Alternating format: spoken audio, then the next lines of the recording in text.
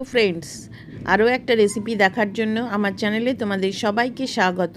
আজকে আমি এমন একটা লাড্ডু করে দেখাবো যেটা মাত্র 3টি উপকরণ দিয়ে তৈরি এবং কোনো আগুনের ব্যবহার করা হয়নি।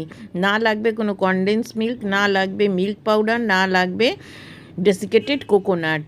আর বাড়িতে যখন পুজো হবে তখন তোমরা খুব অল্প সময়ের ভেতরে, মাত্র 5 মিনিটের ভেতরে এই লাড্ডুটা বানিয়ে নিতে পারো। আর এটা তৈরি করে তোমরা 1 মাস পর্যন্ত সংরক্ষণ করতে পারবে। আর রেসিপিটা যদি ভালো লাগে তাহলে প্লিজ লাইক, কমেন্ট, শেয়ার করার অনুরোধ রইল। আর এই রকম নিত্য নতুন রেসিপি আমার চ্যানেলে অলরেডি আপলোড করা আছে, তার লিঙ্ক আমি নিচের ডেসক্রিপশানে দিয়ে দিয়েছি, সেখান থেকে তোমরা দেখে নিতে পারো। তাহলে let's start this recipe, easy cooking with me. আজকের এই লাড্ডুটা বানানোর জন্য প্রথমে এখানে 300 গ্রাম আমি ভাজা ছোলা নিয়েছি।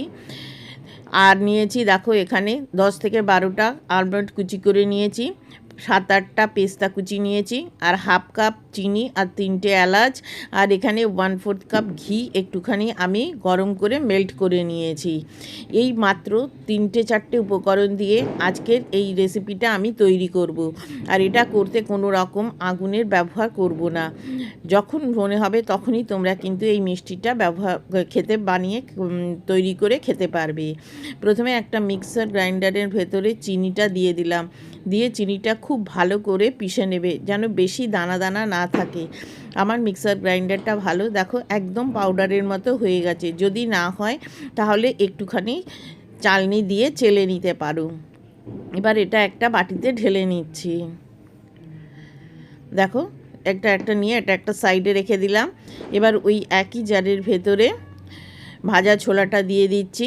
এবার ভাজা ছোলাটাও আমি গুঁড়ো করে নেব। দেখো এটাও একদম গুঁড়ো হয়ে গেছে, একদম কোনো দানা বা কোনো কিচ্ছু নেই। এবার এটা চিনির ভেতর ঢেলে দিলাম। এবারে বাদাম কুচি, এর পরিবর্তে তোমরা কাজু বাদাম কুচিও দিতে পারো, পেস্তা কুচি দিয়ে এবার এটাকে খুব ভালো করে সমস্ত উপকরণগুলো একসাথে মিশিয়ে নিতে হবে। চিনি এবং যে ছোলার যে ভাজা রয়েছে সেটা। এবার এর মধ্যে আমি 1/4 কাপ মতো ঘিটা দিয়ে দিলাম, দিয়ে এবার এটাকে ভালো করে মেশাতে হবে। চামচ দিয়ে দেখো ঠিক মতো কিন্তু মেশানো যাচ্ছে না, সেই জন্যে আমি হাত দিয়ে নেব। হাতটা কিন্তু ভালো করে ধুয়ে নেবে, নিয়ে দেখো ঠিক এরকম চেপে চেপে তোমাদের এইটার সাথে মেশাতে হবে। এই হাতের চাপে বা হাতের গরমে বা ঘিয়ের একটু গরমে কিন্তু চিনিটা গলতে শুরু করবে। এখানে আমি আরও 2 চামচ মতো, টেবিল চামচ মতো ঘি দিয়ে দিলাম। এই বাইন্ডিংটা কিন্তু আমি পুরোটাই ঘিতে করেছি। যদি তোমরা বেশি ঘি না দিতে চাও তাহলে 2 চামচ মতো দুধের সর ব্যবহার করতে পারো। দেখো পুরো ঘি দিয়ে করলে পরে, আর এরকম হাত দিয়ে যখন এটাকে এরকমভাবে করবে কিছুক্ষণ পর দেখবে এটা একটা এরকম দলা মতো হয়ে আছে। তো অনায়াসেই কিন্তু এই লাড্ডুটা বানানো যাবে। এবার আমি আরেকটু ভালো করে মেখে নিচ্ছি। ইউটিউবে আমার আর একটা চ্যানেল আছে, ডায়েরি অফ মাই ড্রিমস, সেখানেও আমি নানা ধরনের ভিডিও শেয়ার করে থাকি, লিঙ্ক নিচের ডেসক্রিপশানে দিয়ে দিয়েছি। দেখো ঠিক এইভাবে করে নিয়েছি। এবার হাতটা একটু ধুয়ে নেব, ধুয়ে নিয়ে হাতটাতে একটু ঘি লাগিয়ে নিয়েছি, নিয়ে এখান থেকে অল্প পরিমাণে নিয়ে ঠিক এরকম প্রথমে এরকম চেপে চেপে একটা বল বানিয়ে নেবে, তারপরে হাতের তালুতে ফেলে ঠিক এরকম লাড্ডুর মতো শেপে করে নেবে।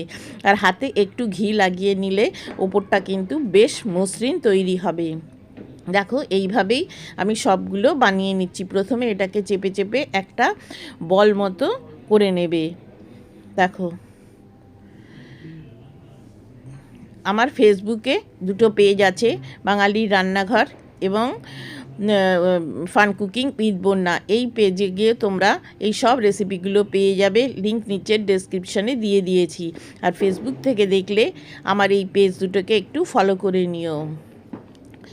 সময় না থাকলে পুজোর দিনে একবার এই লাড্ডুটা বানিয়ে দেখতে পারো, বাড়ির সবাই কিন্তু খুব পছন্দ করবে। আর এটাকে এরকমভাবে দেখো কত সুন্দর, 5 মিনিটের ভেতরেই কিন্তু এই লাড্ডুটা তৈরি হয়ে যাবে। এবারে একটু ওপরে ডেকোরেশনের জন্য আমি একটুখানি পেস্তা এরকম স্লাইস করে কেটে রেখেছি, সেই পেস্তাটা ওপরে দিয়ে ডেকোরেশন করে নিচ্ছি। তাহলে বন্ধুরা, আজকের এই রেসিপিটা তোমাদের কেমন লাগলো তা কিন্তু অবশ্যই কমেন্ট করে জানিও। আর ভালো লাগলে পরে আমার চ্যানেলকে সাবস্ক্রাইব করে আমার বন্ধু হয়ে যাওয়ার অনুরোধ রইল। দেখো ভেতরটা কত সুন্দর তৈরি হয়েছে, কেউ দেখে বা খেয়ে বলবেই না যে এটা চিনির চাশনি ছাড়া এবং কোনো রকম গ্যাসের ব্যবহার না করেই এইটা তৈরি করেছি।